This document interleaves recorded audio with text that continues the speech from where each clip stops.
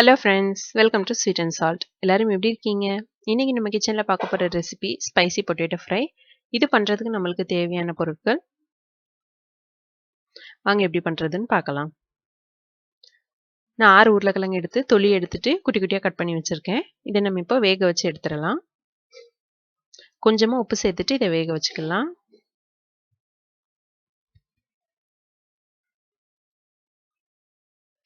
ஏழுலேருந்து 8 நிமிஷம் வரைக்கும் வேக வச்சா போதும். நம்மளுக்கு உருளைக்கிழங்கு ரொம்ப மசிவாகிற வேண்டாம். இந்த அளவுக்கு வெந்திருந்தா போதும்.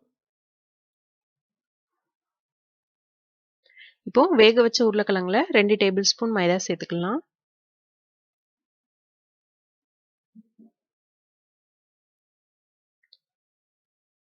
கொஞ்சமா உப்பு சேர்த்துட்டு இதை நல்லா மிக்ஸ் பண்ணிக்கலாம். நம்ம கையை வச்சோ இல்லை கரண்டியை வச்சோ மிக்ஸ் பண்ணோம்னா உருளைக்கிழங்கு உடஞ்சிரும். அதனால இப்படி நல்லா குலுக்கி மிக்ஸ் பண்ணிக்கோங்க.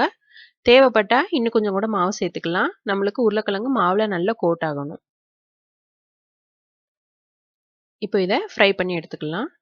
எண்ணெய் நல்லா சூடானதும் ஃப்ரை பண்ணிக்கோங்க. நம்மளுக்கு உருளைக்கிழங்கு வெந்துருச்சு. நம்ம அதை ஃப்ரை மட்டும் தான் பண்ணணும். நல்லா ஹை ஃப்ளேமில் வச்சுட்டு சீக்கிரமாக கோல்டன் ப்ரௌன் பண்ணி எடுத்துடலாம்.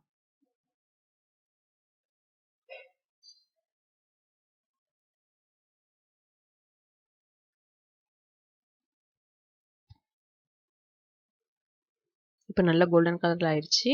இதை எடுத்து வச்சிடலாம். இப்போ இதை ஸ்பைசி ஆக்குறதுக்கு மசாலா ரெடி பண்ணலாம்.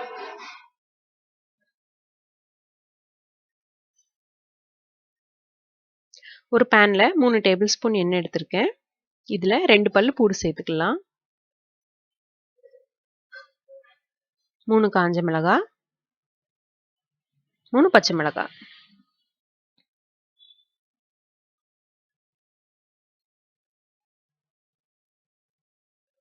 ஒரு டீஸ்பூன் ஜீரகம்,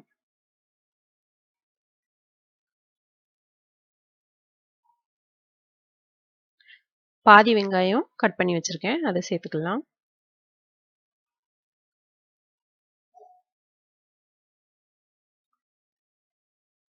கொஞ்சமா கருவேப்பிலை சேர்த்துக்கலாம். எல்லாத்தையும் நல்லா வதக்கிட்டு இப்போ இதுல நம்ம மசாலாலாம் சேர்த்துக்கலாம். ஒரு டேபிள் ஸ்பூன் சிவப்பு மிளகாய் தூள், அரை டீஸ்பூன் கொத்தமல்லி பொடி, 1/4 டீஸ்பூன் ஜீரகத்தூள், அரை டீஸ்பூன் கறி மசாலா பொடி எல்லாம் சேர்த்துட்டு மசாலாவை எண்ணெயில நல்லா ஃப்ரை பண்ணிக்கலாம். லோ ஃப்ளேமில் வச்சுட்டு மசாலாவை நல்லா ஃப்ரை பண்ணணும். மசாலா கரிஞ்சிடாம பார்த்துக்கிடணும். மசாலா நல்லா ஃப்ரை ஆனதும் 3 டேபிள் ஸ்பூன் தயிர் சேர்த்துக்கலாம்.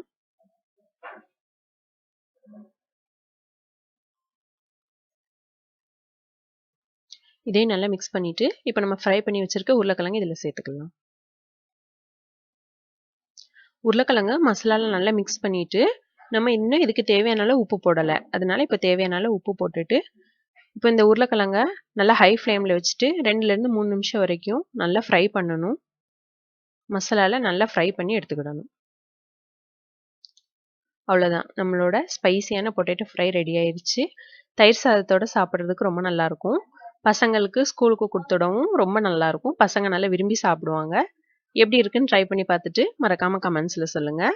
நம்ம சேனலை சப்ஸ்கிரைப் பண்ணுங்கள். கூடவே இருக்கிற பெல் ஐக்கானை மறந்துடாதீங்க. நம் அனைவருக்கும் இந்த நாள் இனியதாகட்டும்.